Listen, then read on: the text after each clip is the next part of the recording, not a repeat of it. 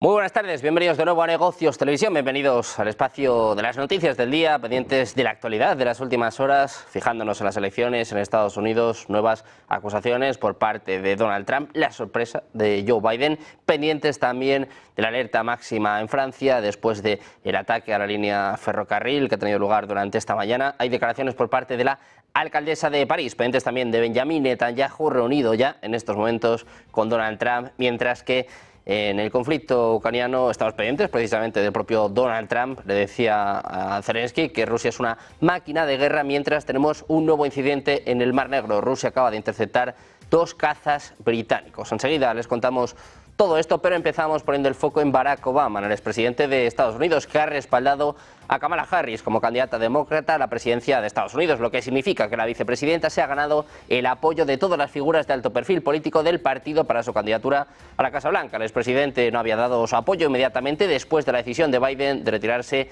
de la campaña, y en un principio se creía que estaba a favor de una contienda abierta en la Convención Nacional Demócrata que se va a celebrar el mes que viene en Chicago, pero después de que Harris obtuviera el respaldo de Bill y Hillary Clinton, Nancy Pelosi y una serie de gobernadores estatales y los demócratas más veteranos del Congreso, Obama ha sumado su voz en lo que supone un importante espaldarazo para la vicepresidenta. Tanto Barack Obama como su esposa, Michelle Obama, aparecen en una llamada telefónica con Harris que fue filmada y difundida por la campaña de la vicepresidenta este viernes. En el vídeo se ve a Harris escuchando a los Obama en un iPhone que lleva en la mano derecha.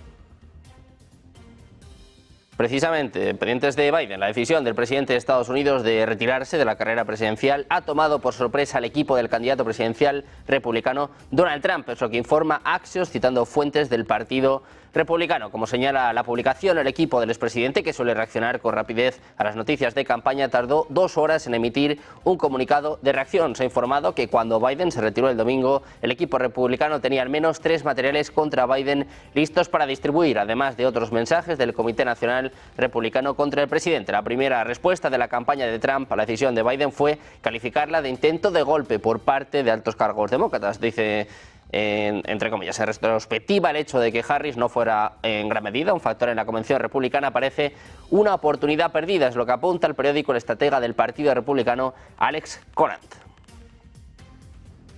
Precisamente mirando a Donald Trump, el FBI busca entrevistar al expresidente en su investigación del intento de asesinato para obtener una declaración de la víctima, una parte estándar de la investigación, porque es víctima de un delito, según apunta un funcionario estadounidense a la CNN. El FBI también dijo en un comunicado este jueves que los investigadores continúan examinando fragmentos de bala y otras pruebas en el ataque a Trump en su mitin de Pensilvania este mes, pero que la agencia siempre ha considerado el tiroteo como un intento de asesinato al expresidente. La agencia emitió la declaración en respuesta a preguntas sobre el testimonio del director del FBI, Christopher Wray, en el Capitolio este miércoles, en el que dijo que todavía hay algunas dudas sobre si Trump fue alcanzado por una bala o metralla. Las preguntas sobre la herida de Trump han generado una reacción política negativa. Trump ha dicho que recibió una bala por la democracia y atacó a Wray en Truth Social por su testimonio.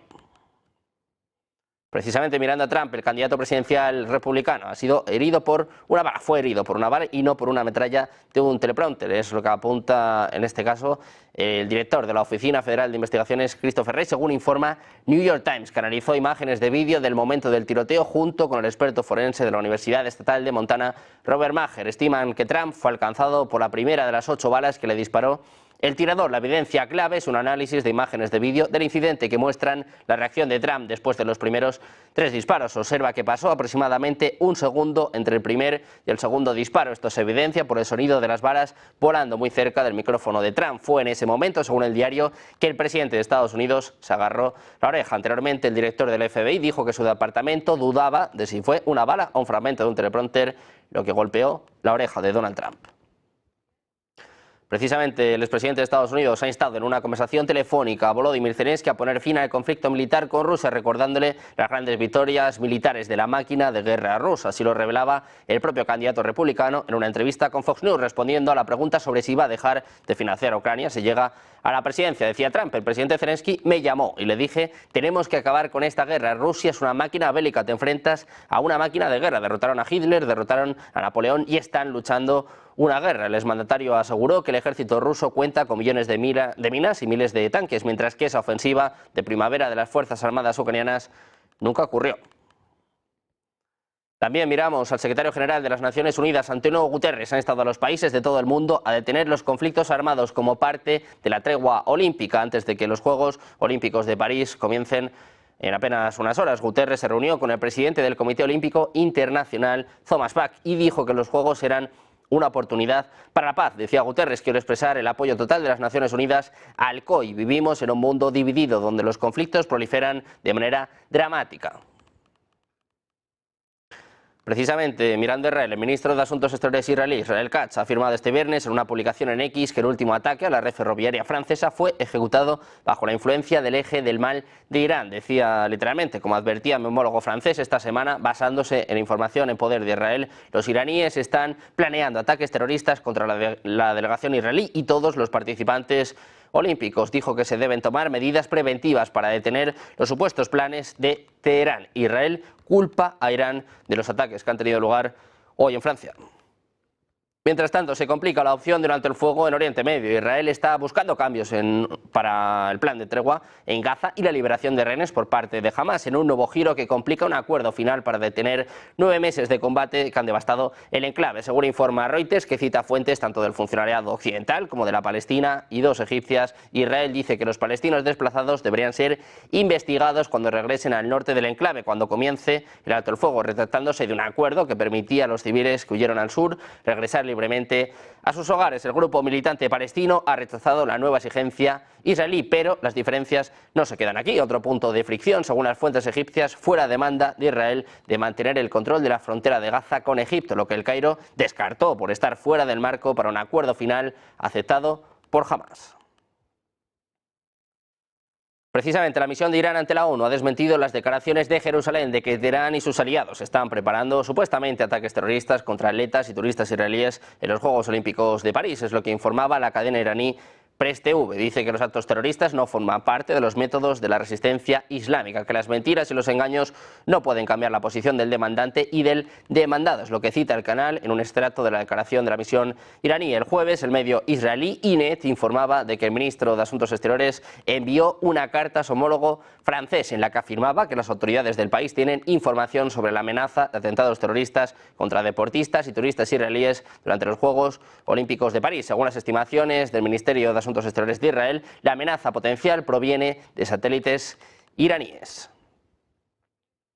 Precisamente, mirando a Irán, Washington ha informado a Teherán de la disposición de la administración del presidente de Estados Unidos, Joe Biden, a implementar un rápido retorno al plan de acción integral conjunto. Así lo informaba el periódico Al Jarida, citando una fuente en el Consejo Supremo de Seguridad Nacional de Irán. Según él, el 23 de julio, la parte estadounidense informó a las autoridades iraníes que la administración Biden está dispuesta a negociar un rápido regreso sujeto a modificaciones menores al mismo. Y pendientes de Estados Unidos, varios cohetes fueron lanzados este jueves contra la base aérea de Ain al-Assad, en Irak, que alberga a tropas estadounidenses. Es lo que informa Reuters, citando a funcionarios de seguridad iraquíes. Dice que 4 cohetes cayeron en las inmediaciones de un puesto avanzado, es lo que apuntaba una fuente, mientras que otra afirmó que se había producido un ataque con un dron y 3 cohetes que cayeron cerca del perímetro de la base. Ninguno de los cohetes cayó dentro de la base, por lo que no se registraron en ella heridos ni daños, según recoge Fox News, que cita a un funcionario de defensa de Estados Unidos. El ataque se produce días después de que funcionarios estadounidenses e iraquíes se reunieran en una cumbre organizada por el Pentágono para discutir el fin de la coalición contra el Estado Islámico en Irak. También hablamos del secretario del Departamento de Defensa de Estados Unidos, Lloyd Austin. Ha asegurado que es la primera vez que ven a China y Rusia volar de esa manera, en referencia a las patrullas conjuntas con bombarderos nucleares cerca del estado estadounidense de Alaska, en la zona norte del Océano Pacífico. Decía Austin, en cuanto a los aviones rusos y chinos que volaron juntos en el norte, no fue una sorpresa para nosotros. Seguimos de cerca estos aviones, los rastreamos y los interceptamos, lo que demuestra que las fuerzas están preparadas todo el tiempo y que tenemos muy buenas capacidades de vigilancia. Añade que es la primera vez que ven a ambos países volar juntos de esa manera, es lo que expresaba Austin en rueda de prensa. Además, ha recordado que lo siguieron muy de cerca y que serán capaces de volver a interceptarlos si vuelven a realizar acciones similares. Decía Austin, no entraron en nuestro espacio aéreo. Creo que el punto de aproximación más cercano fue a unas 200 millas de nuestra costa. También miramos a China. Dice que las patrullas con Rusia cerca de Alaska se ajustan al derecho internacional. El ejército chino aseguró que las recientes patrullas aéreas realizadas conjuntamente con las fuerzas rusas en el mar de Bering cerca de Alaska se ajustan al derecho y las prácticas internacionales. El portavoz del Ministerio de Defensa, Sun Xiaohuan, ha confirmado este viernes en una rueda de prensa que se llevaron a cabo las patrullas en el marco de un plan de cooperación anual entre los ejércitos chino y ruso. Miramos ahora a Alemania. La ministra de Exteriores alemana, Annalena Baerbock, ha asegurado que el gobierno de China tiene el deber de hacer todo lo posible para lograr la paz en Ucrania por su posición como miembro del Consejo de Seguridad de la ONU y por su relación con Rusia. Unas declaraciones que llegan unos días después de que el ministro de Relaciones Exteriores ucraniano, Dmytro Kuleba, llegase a Pekín para hablar sobre un plan de paz. Dice además que como miembro del Consejo de Seguridad, China no solo tiene derecho a vetar, sino sobre todo el deber de hacer todo lo posible para que vuelva la paz. Es lo que expresaba Baerbock en la televisión pública alemana. Tras ello, ha expresado que la presencia de Kuleba en Pekín es importante y fundamental y ha instado a las autoridades chinas a dejar de apoyar al Kremlin. Hablamos también de Corea del Norte. Estados Unidos, Gran Bretaña y Corea del Sur han emitido un aviso conjunto este jueves para advertir y denunciar que piratas informáticos norcoreanos han llevado a cabo una campaña global de espionaje cibernético en un esfuerzo por robar secretos militares clasificados para apoyar el programa prohibido de armas nucleares de Pyongyang. Se cree que los piratas informáticos, apodados Anadriel o APT-45 por los investigadores de ciberseguridad, forman parte de la Agencia de Inteligencia de Corea del Norte, conocida como Oficina General de Reconocimiento, una entidad sancionada por Estados Unidos en 2015. La unidad cibernética ha atacado o violado sistemas informáticos en una amplia variedad de empresas de defensa o ingeniería, incluidos fabricantes de tanques, submarinos, buques de guerra, aviones de combate y sistemas de misiles y radar, según el aviso. Entre las víctimas en Estados Unidos también se encuentran la Administración Nacional de Aeronáutica y del Espacio, la base aérea Randolph en Texas y la base aérea Robins en Georgia, según apuntaban este jueves funcionarios del FBI y del Departamento de Justicia de Estados Unidos.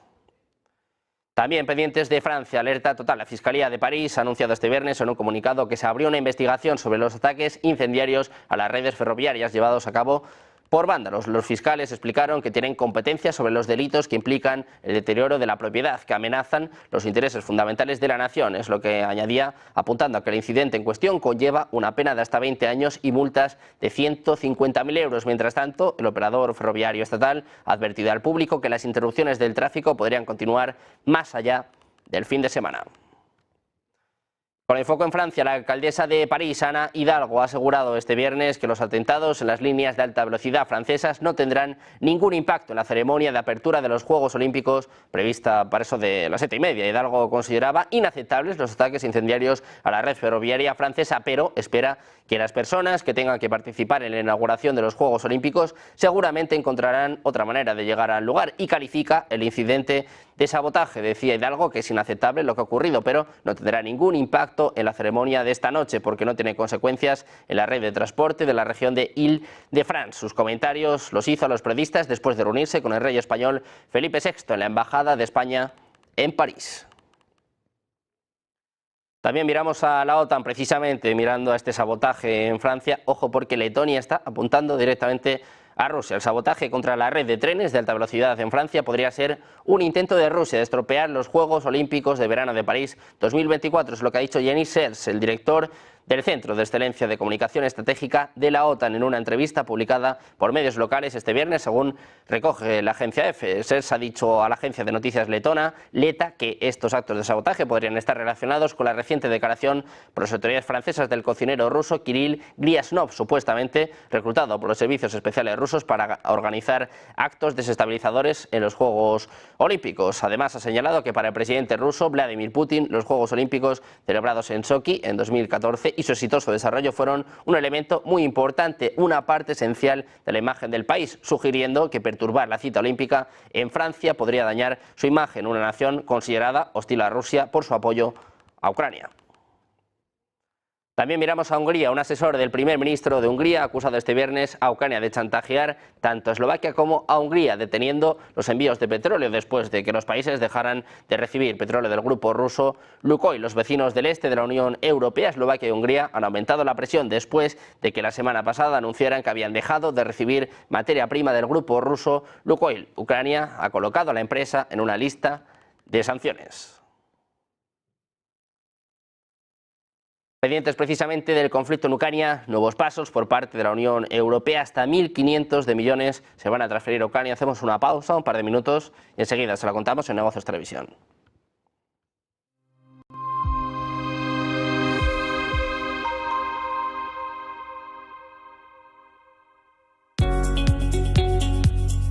En Arkia Banca nuestros clientes son lo primero. Por eso les ofrecemos soluciones de inversión personalizadas y adaptadas a su perfil de riesgo.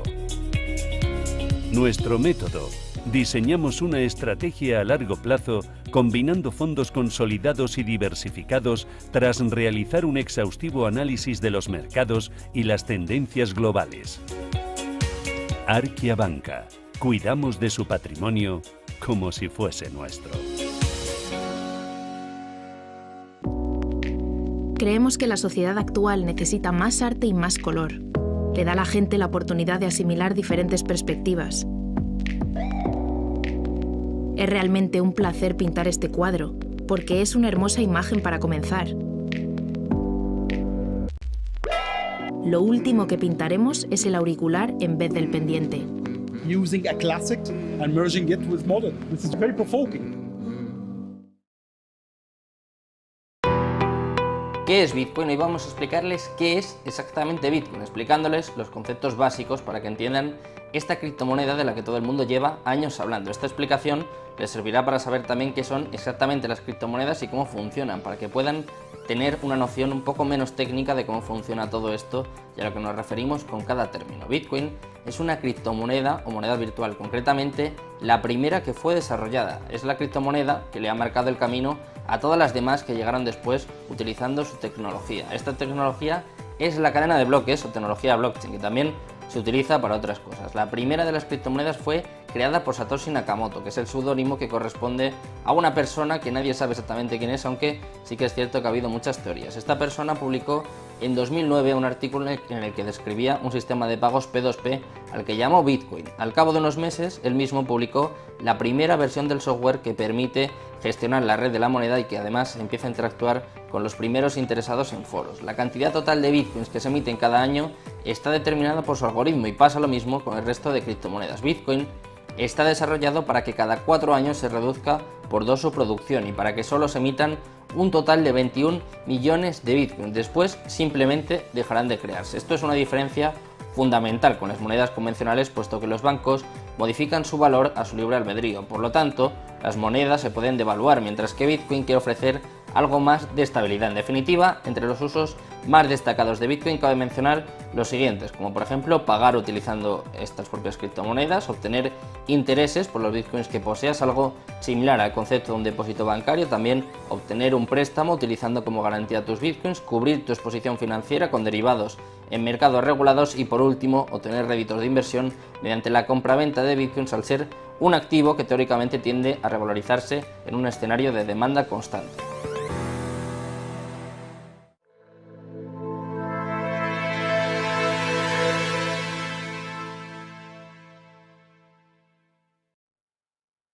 Ya estamos de vuelta en Negocios Televisión, seguimos mirando a la actualidad, pendientes, como les decíamos, de la Unión Europea, que va a transferir 1.500 millones de euros procedentes de los activos rusos congelados a Ucrania, según apuntaba este viernes la presidenta de la Comisión Europea, Ursula von der Leyen. Los países occidentales bloquearon cerca de 300.000 millones de dólares en activos soberanos rusos, después de que Moscú enviara sus tropas a Ucrania en febrero de 2022. El mes pasado, el grupo de las 7 principales democracias y también la Unión Europea acordaron utilizar los intereses obtenidos de los activos rusos congelados para respaldar un préstamo de 50.000 millones de dólares a Ucrania con el fin de ayudar a su defensa contra Moscú. Rusia ha prometido emprender acciones legales.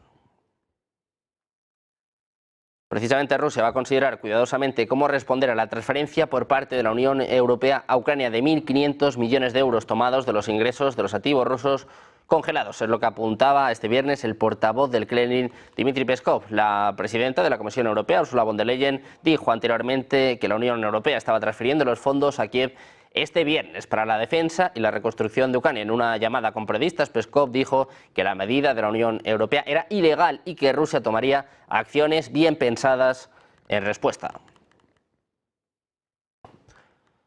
Pendientes también de Reino Unido, su gobierno se ha negado a impugnar la competencia de la Corte Penal Internacional para emitir una orden de arresto contra el primer ministro israelí Benjamin Netanyahu. Así lo informaba un representante del jefe del gobierno británico citado por el periódico The Guardian. El 20 de mayo, el fiscal de la CPI, Karim Khan, solicitaba una orden de arresto para Netanyahu y el ministro de Defensa israelí Yoav Gallant. Según él, los fiscales han recopilado pruebas que sugieren que son responsables de crímenes de guerra cometidos en la Franja de Gaza desde el 8 de octubre de 2023. A finales de junio, The Jerusalem Post informaba de que la CPI, como parte de los procedimientos previos al juicio, había aplazado una decisión sobre la emisión de órdenes de arresto para Netanyahu y Gallant, después de que Reino Unido, encabezado por el primer ministro Rishi Sunak, presentara un escrito amicus curiae contra la competencia del tribunal en el asunto. Como resultado, el tribunal no solo accedió a la solicitud de Londres de intervenir en el juicio, sino que también concedió el derecho a otros países a expresar su posición sobre este caso. También hablamos de Finlandia. Un barco ruso es sospechoso de haber violado territorialmente el espacio marítimo de Finlandia en el este del Golfo de Finlandia. La presunta violación tuvo lugar en la tarde del 26 de julio de 2024. El Ministerio de Defensa de Finlandia, en su calidad de máxima autoridad de vigilancia territorial, dirige y coordina las actividades de las autoridades de vigilancia territorial en esta materia. La Guardia de Fronteras se encarga de investigar los incidentes relacionados con violaciones de fronteras. La anterior violación territorial confirmada tuvo lugar el 10 de junio de 2024, cuando 4 aviones estatales rusos entraron en el espacio aéreo de Finlandia frente a las costas de Loviisa y Porvoo. La Guardia Fronteriza está investigando el incidente y va a proporcionar más información a medida que avance la investigación. También miramos a la fragata Almirante Ghoshkov. Ha llegado en escala de negocios al puerto de Orán, es lo que informa el servicio de prensa de la Flota del Norte. La fragata Almirante Ghoshkov de la Flota del Norte ha entrado en el mar Mediterráneo, está buscando submarinos en el Atlántico y ahora apuntan también a que el comandante de la fragata Almirante Ghoshkov ha hablado sobre la visita del presidente cubano al barco. Dicen que hoy un destacamento de barcos de la Flota del Norte encabezado por la fragata Almirante de la Flota de la Unión Soviética Ghoshkov, que realizaba tareas de crucero en la zona del Mar Lejano, hizo una escala de negocios en el puerto de Orán de la República Democrática Popular de Argelia, es lo que apunta el servicio de prensa. Junto con él llegó al puerto el buque cisterna mediano Academic Pasin. La visita de los marineros rusos durará varios días. Los buques rusos, que además ayer les contábamos que van a atracar en Cuba el próximo 27 de julio, ahora han llegado a Argelia. Rusia ha afirmado este viernes que vive una crisis demográfica catastrófica para el futuro de la nación, destacando que las políticas implementadas en el país en los últimos 25 años no han logrado impulsar la natalidad. Es lo que informa AFP. Dice literalmente: vivimos en el país más grande del mundo y cada año somos menos. La única forma de remediarlo es aumentar la tasa de natalidad. Es lo que declara el portavoz de la presidencia rusa, según la agencia TASS. Dice Peskov: hoy en día es terriblemente baja, 1,4 hijos por mujer. Esa cifra es comparable a la de los países europeos o Japón, pero es catastrófica para el futuro de la nación. El secretario de prensa del Kremlin, el propio Peskov, mencionaba este viernes que el expresidente de Estados Unidos y actual candidato republicano, Donald Trump, parece estar mostrando un mayor grado de comprensión en mantener abiertas las líneas de comunicación entre Rusia y los Estados Unidos, pero que en realidad esto no afecta significativamente nada. Dice que Trump está mostrando un poco más de sabiduría en términos de mantener canales de diálogo, pero de facto no tiene un impacto especial en nada. Hay que ser conscientes de eso aquí. Subrayó que si Trump está intentando un cambio sutil en su enfoque hacia Moscú, esto no debe confundirse con un efecto significativo en el contexto más amplio. Peskov calificó las palabras de Trump de que Rusia derrotó a Napoleón y a Hitler como inútiles para la mayoría de la audiencia estadounidense. Dice que a la mayoría les vendría bien conocer las muchas páginas gloriosas de la historia rusa. El Kremlin dice además que Trump es un representante de una élite política que alberga sentimientos antirrusos y que no es tan diferente de los demás.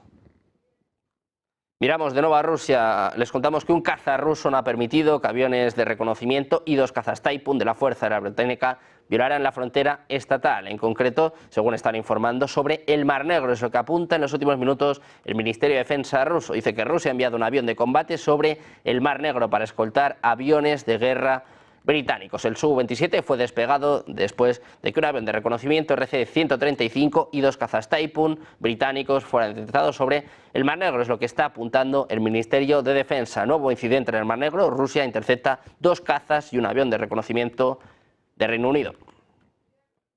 Mientras tanto, Rusia ha comenzado a incluir drones nuevos y de bajo costo en sus ataques de largo alcance contra Ucrania para intentar identificar defensas aéreas, firmar cualquier daño y actuar como señuelos, es lo que apunta un funcionario de espionaje militar ucraniano. Los dos nuevos tipos de aviones no tripulados que Rusia ha utilizado en 5 ataques en las últimas 2 o 3 semanas, incluido un ataque nocturno este jueves, se producen a partir de materiales como espuma de plástico y madera contrachapada, es lo que apunta el funcionario a la agencia Reuters.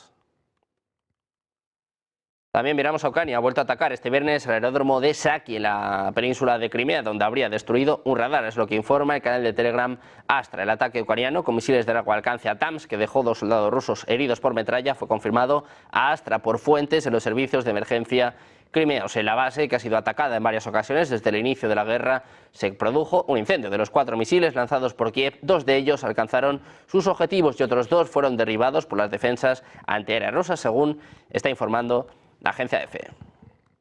Precisamente mirando a Ucrania, la decisión de Ucrania de suspender el tránsito de petróleo del grupo ruso Lukoil, en concreto, apunta a que no es un chantaje ni a Hungría ni a Eslovaquia. Dice, en este caso, un alto cargo ucraniano que la llegada de ciudadanos húngaros a Hungría y Eslovaquia se realizó de conformidad con las sanciones de Kiev contra la compañía y no tuvo nada que ver con un chantaje, es lo que apuntaba este viernes a Reuters el asesor presidencial ucraniano Mikhailo Podolyak, rechazando una declaración húngara. El mes pasado Kiev adoptó sanciones que bloquean el tránsito de crudo ruso a través del oleoducto. El lunes Hungría y Eslovaquia llevaron su queja a la Comisión Europea pidiendo que se utilice un acuerdo de asociación que, según ellos, significa que Ucrania no puede bloquear el tránsito de petróleo. Un asistente del primer ministro húngaro acusó el viernes a Ucrania de chantajear a Hungría y Eslovaquia, suspendiendo los envíos de petróleo. Dicen que la situación con la suspensión del tránsito de petróleo ruso a través del oleoducto Druzhba hacia Hungría y Eslovaquia no tiene nada que ver con un chantaje en la versión ucraniana. Es lo que apuntaba Podolyak en un comentario escrito.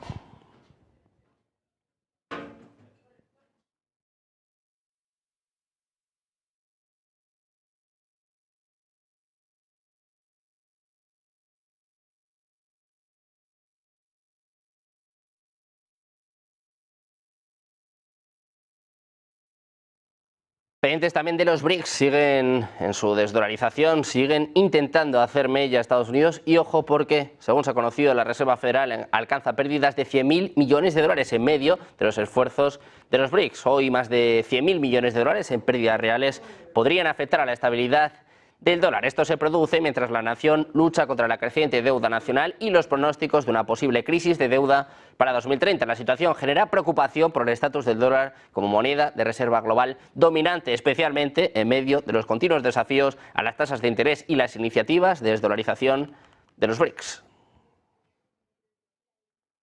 Pendientes de más noticias, más actualidad, como siempre, el mejor análisis. Hacemos una pausa, un par de minutos y enseguida con los expertos en Negocios Televisión.